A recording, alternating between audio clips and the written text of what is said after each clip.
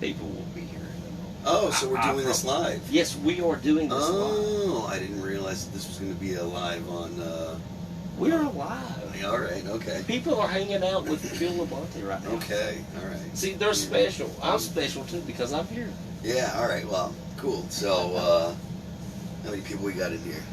So far... What do you got? Are we on Facebook? Is that what it is? Right now, yes, we are. I had some other stuff set up to go in there, but then I got moved out here at the last moment, and now we're out here, and this is what we're doing. And they will be here, and if not, then they will be here. They'll see it later. Yes, exactly. You know how it goes. So you trust the Zuck, huh? I got rid of my Facebook stuff a long time ago. Dude. I've already run one show called Fuck Zuck. Oh, nice, good. Yes, and I was talking a little bit ago that I need to run another show for Fuck Zuck. It's not a bad idea. No, it's not. I'm not a fan. I don't use Facebook. I don't use WhatsApp. I do use Instagram, but that I'm very limited on what I'll actually put into Instagram. I don't do location services or anything like that. So, I mean, I'm just not a fan of Mark Zuckerberg's garbage. No, but dude, we are really in a very... I don't think people really understand what kind of time we are in. Yeah, I mean, people don't realize that, you're the product. Like, Yes. It seems like you're getting something for free, but you're really not. No. I mean, he creates profiles on, and I say he, but Facebook, the entity, creates profiles on people, whether you like it or not. So have you ever heard of a ghost profile? Yes. So yeah, I mean, I don't know if your viewers have, but if you, whether or not you have a Facebook page, whether or not you have ever had a Facebook page, there is probably a Facebook page for you that is created by information that he got from other people. So if someone goes in and someone puts their contacts into their Facebook page, which they'll say, you put it on your phone, it's like, oh, would you like to sync your contacts? They take all of your contact information, and then if there's a name in there and a phone number, and it matches someone else that has that name and phone number, even though that name doesn't have a Facebook page attached to it, because there's two different people that have the same name and phone number in their contacts, they correlate it and they say that's a real person. So the more people that have a name and phone number, regardless of if you've ever put your information into Facebook, the more people they have that name and phone number, the more they can go ahead and build on that profile. And then, location services take a picture and they tag someone. Even if you don't have a Facebook page, if that name gets tagged onto you, sometimes people will do that. They don't have a Facebook page. What's up, Josh? They're still making a profile on you. So, yeah, Facebook is evil. Get rid of it. Get rid of it. Very scary. Delete Facebook.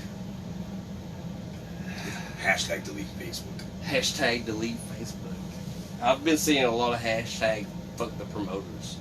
Well, Roxy, you may know Roxy, but not everybody knows. So, to be fair. Well, I mean, it really is scary. It is. I mean, the things... Anybody that logs on, and then as you're scrolling through your news feed, and then it pops up everything that you've searched for the last month. Same thing, with Google. Same thing, yeah. All of that information, and you can use. I mean, there are options out there. People think that it's a monopoly where you don't have an option. You can go to DuckDuckGo, or Instagram. Instagram is like nerfed off of that. Yeah, it's owned by Facebook, so. Yeah, but it's like a nerf version. Yeah. I mean, because like Facebook, they go hardcore, like pulling information. Yeah. Anything you do. Instagram's not quite as bad, but it's still owned. And the same thing with WhatsApp. WhatsApp is owned by Facebook, so I've not tried. They say that it's encrypted. I don't trust Mark Zuckerberg to actually encrypt anything and not keep his nose out of it. Zuck. Yeah. So. We will do another Fuck Zuck show. I promise we will. Yeah, fuck that asshole. I mean, have you seen like the documentaries that they've been doing and everything as far as like Not digging into all of that? Not recently, no. But I mean, you know, I saw the movie The Social Network, and I watched multiple YouTube videos talking about it, but not an actual documentary. But like, there's this guy Tim Pool who talks about the way that Facebook works, or has talked about how Facebook works in the past and stuff. And I watch his videos a lot and stuff. So, but yeah, I mean, I watch a lot of YouTube stuff. I don't pay attention to too much regular news nowadays. It's kind of scary. Like, I mean, if you actually stop and you look at the impact and everything, yeah, it really is kind of scary. If you're considering how many people are unaware, yes. I mean, if everybody knew and was educated on the way that these social network platforms work, if everyone knew how Google worked, then it might not be such a big deal. But because most people just use them and don't think about the fact that, you know, these things are being stored and this information it never goes away, you know. It used to be where people would say never put a picture on the internet because it never goes away, which is true, but it's not. It goes much further than that. Never search for anything because the search never goes away. Yes, never do anything on the internet that you aren't comfortable with it staying forever, because there's no reason for Google to get rid of any of the information. It's just, you know, it's tiny little bits of information, and they can you know, go in and store it for as long as they want, indefinitely. You know? Well, I mean, they don't have to get rid of what I search for, but the thing that gets me is whenever I go to pull up Google to look for a restaurant, and I'm with a date, and it pulls up my porn history, and I'm like, no! Yeah, I never search for porn on Google. I search, if I'm going to search for porn, I go to Pornhub and I search for it. I search it beforehand and get like a general consensus, and then like an area. Yes, kind of narrow it down. And then whenever I have a date that I'm like, no, I did not look for that. I swear I did not. Yeah, you did. Yeah, I did. But I don't want them to know that. No, I don't blame you. I don't blame you. So what are you guys into? Where are you guys going after this? I mean, Tomorrow, we're in Knoxville. Yep, Knoxville, Tennessee tonight. Hell yes. Tomorrow we will be in Atlanta. Last night we were in Greenville, South Carolina. So this is the third night of the Disease of the Anima tour. Yes. And it's good to be out with our friends in Lacuna Coil. They're really good people. The last time we toured with them, I think, was like in 2008 or 2009. Oh my God. Yeah, it was a while back, so it was like 10 years ago.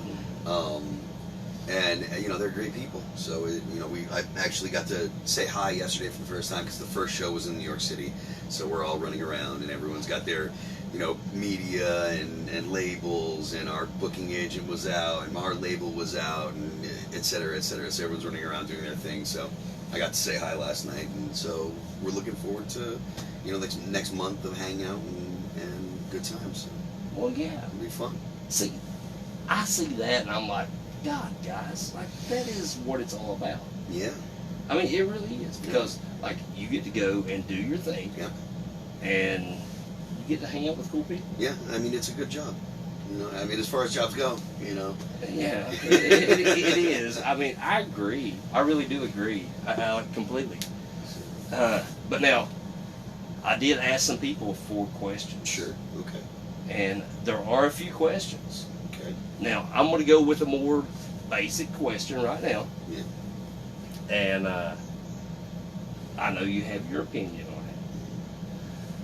Social media. Mm-hmm. And we were just talking about it, but that and the effect of social media and streaming on the music industry. Mm-hmm. Because you've been around long enough to see. Mm-hmm. So what do you think?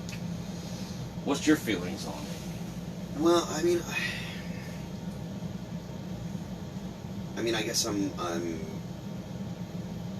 It's fair to say I'm of multiple minds on it. It's good that people have access to music, you know, pretty much whenever they want. It's a good way to get your product promoted, to get your stuff out there for people to hear. it's a bad thing that there are a handful of gatekeepers to that music that basically vacuum up all the profit. So you've got Spotify and Pandora and Apple Music that run the streaming services that people use mostly. Then you've got YouTube, where people will just go ahead and they'll, open up if you're sitting at your computer, you'll open up a browser page, you'll click on a mix that you like, and a bunch of videos will just play, but you won't watch the videos, or people won't watch the videos. It's there running in the background so they can listen to the songs. And fair enough. But the problem with that is, the labels are, sucking up all the profit, which is not really anything different than it was, say, 20 years ago, but there's a lot less profit now. So 20 years ago, a label could suck up, 90% of the profit, and a band could, a 5-member band could split 10% 5 ways and still make plenty of money, to live a very comfortable lifestyle. Nowadays, it's not like that. Your labels will, suck up the vast majority of the profit, and when you've got a band that's 5 members splitting, the 10% or whatever that's left over, it's not enough to really have to really be able to pay the bills on. So more now than ever, bands rely on touring, and touring has never been more expensive. The overhead for touring, has never been. I mean, well, maybe 10 years ago when gas was like $4, $5 a gallon. Yeah, when diesel fuel was more expensive. Yeah, maybe, but that's probably that's about the only time. So it is hard for bands to kind of carve out a living, doing this, and that's why you see things like well-known people, on things like Cameo, which Cameo.com, or Book Cameo. I have a Cameo page. If people want me to give them a shout out or a happy birthday, you can go to my Cameo page and I'll, say what's up. You see people with Patreon accounts and stuff like that. People with fairly recognizable names, looking for other streams of income.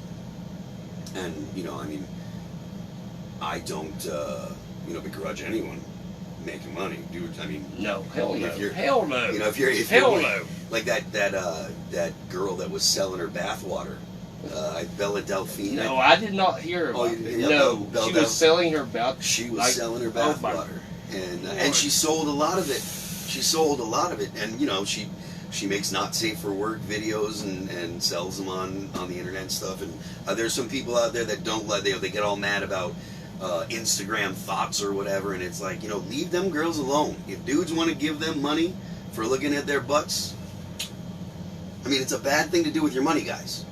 You shouldn't do it. If you all want my bath water, I will sell it to you dirt cheap. I swear to God. I won't take a bath. Dirt cheap. Hell yeah. And Phil will too. Phil will. We will gather that shit up. We will sell it to you. But, so, people get creative in ways that they're trying to make ends meet.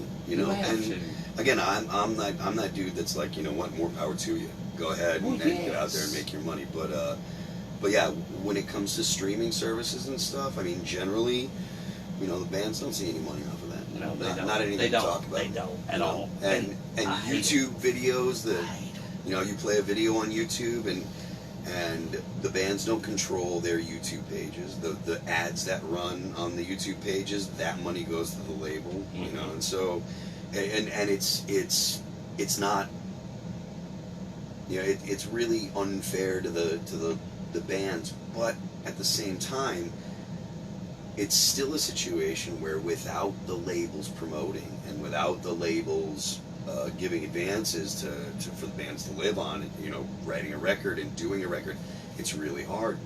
Yeah. So it is. I think it's probably easier nowadays for bands to self-finance because it's cheaper to make a record.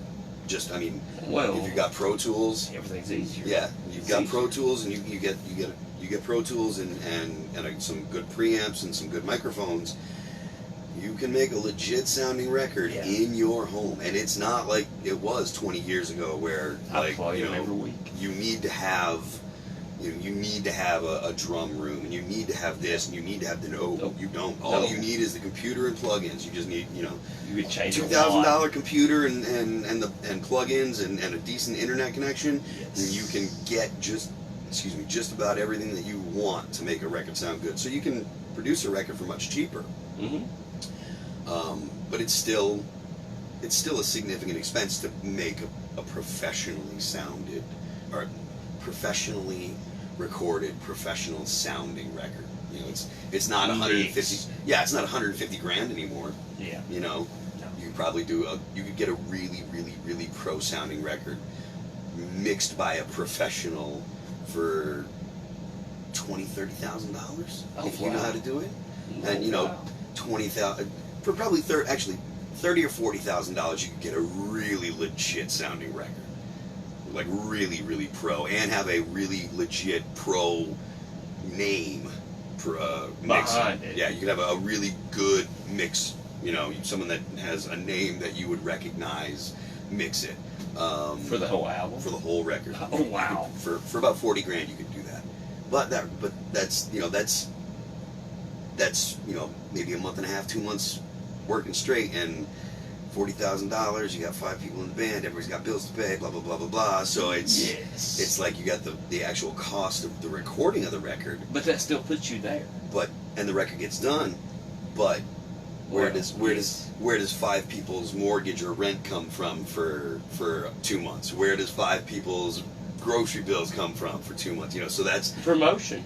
Yeah, it ain't. Where's the promotion come in? Yeah. I mean, you have it. Who wants it? Where's the production of it? Where does the actual printing of the CDs that people, because you're gonna have to print some of them. You know, there's gonna be some CDs that people are gonna want to get. Well, you know, so there's all that stuff. So it's more realistic to self-finance today than it's ever been in all of music history.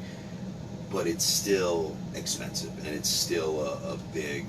You know, there's still a good amount of overhead that puts it out of reach of your average starting band. You know, bands and kids getting started. To do the record, you're gonna be working a job while you do it. You know, you're gonna be doing all the stuff you have to do to keep yourself alive. You know, so I understand that very well. Oh yeah. Yes, that's where I'm at. Oh yeah. Yes. But it is much easier.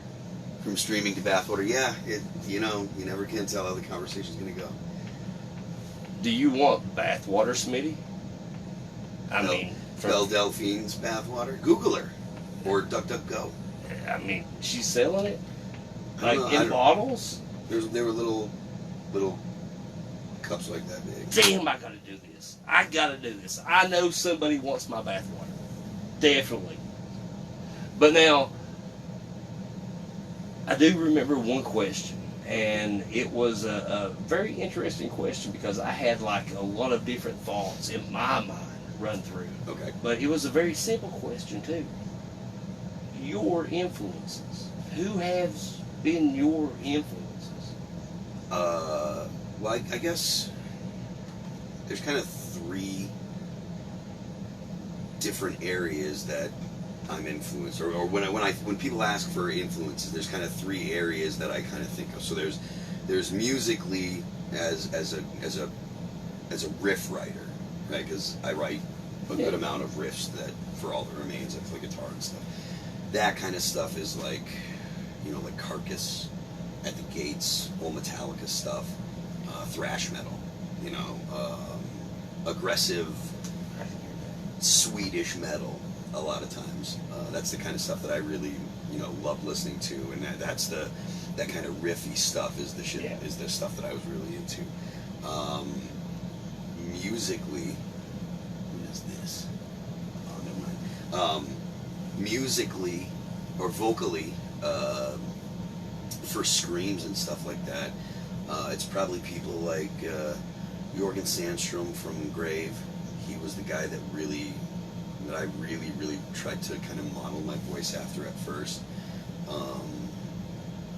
I really like the older death metal, like Cannibal, like Chris Barnes and the first couple Cannibal records. Well, not really the first couple. I really thought Eating Back to Life was cool, but Butchered at Birth and Tomb and Mutilated were the two records that I was like, that's what a death metal vocalist is supposed to sound like. And at the time, in my opinion, there were only a handful that were even close to as good. Frank from Suffocation was another one. I really liked Suffocation's vocals, the death metal stuff. And then lyrically, that kind of, I'm not as influenced by writers in ideas as in more, or I guess a better way to say it is, I'm influenced to be honest by writers. So the writers that really wrote lyrics that were reflective of something that they actually had gone through, or their lives,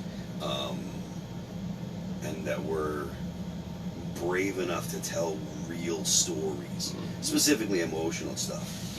Though, like Sarah McLachlan was a huge inspiration because she wrote about real things that really happened to her. And so, like Tori Amos, well, I thought Tori Amos was until it came out that Tori Amos lied about the whole rape thing to get people's attention. But, writers that write songs about vulnerability kind of made me feel like it was okay for me to be honest when I write. And the stuff that's connected with people the most is always the stuff where I'm most honest. So when I write something that's kind of risky for a metal band to write, that's the stuff that people always come and say, hey, that really helped me get through a hard time. That's what they feel. Hey, this stuff really hit me. This got me through this. And that's really the thing that's the most flattering, is to hear that, me talking about some kind of difficult time in my life in a song helps someone get through a difficult time in their life. That's the most gratifying thing about writing lyrics. So for me, it's like a three-part thing. There's, the death metal singing, the riff writing, and then the, what kind of taught me to be an honest lyricist and telling stories. I forget who it was, but I think it might have, I don't know. The guy that produced the Madness record, Howard Benson, told me that he told me this quote, and I don't remember who the quote came from, but he said, all you need to write a good song is 4 chords and the truth. That's it. That's awesome. That's awesome. You just got to tell a story that's honest, and you get a good chord progression, and you're going to end up having people out there that are going to hear it, and they're going to say, I get that. And if you can write a song that people say, I get that, then you've done something that's worth listening to. Well, you've definitely done a lot of things that are worth listening to. Thank you. Cheers. Appreciate it. My personal favorite. Well, we got talking about the bathwater still. Bathwater? His bathwater or bathwater? Belle Delphine. Belle Delphine. She's easy on the eyes. Go take a look. No. Okay, clear head. What were we talking about? I don't know, but I do know one question that I thought was very interesting. I thought this was very interesting. Okay, I'm going to lead into this with my question. What do you do to stay in shape, Dave? Because you stay in good shape. You've always been known to be in good shape. I try to, yeah. I try to. And you're on the road like all the time. Yeah, we try to be on the road as much as we can too, yeah. You're on a lot, dude. Yeah. So what do you do to, like, while you're out running around? Like, I avoid after-show pizza. Oh. Like last night, I don't know if you check my Instagram story right now, there's a quick little video of 2 pizzas and my ham and eggs. Oh. And I ate the ham and eggs. I didn't eat the pizza. And I wanted the pizza. No. Believe me, I wanted the pizza. Pizza. Because pizza's delicious. Yes. But yeah, you know, stuff like that. You know, I avoid eating garbage food if I can. You know, if there's a healthy option, I'll take the healthy option, even though I don't always want to. I'll pick, you know, usually one day a week. Like if we have an off day, which I mean, you always have an off day, but on an off day, like off days, I'll go ahead and I'll go. You know, we'll go out to dinner and I'll get dessert and I'll eat, you know, crap. You know. But for the most part, on the bus and on show days and stuff, I'm not eating garbage. I'm eating well.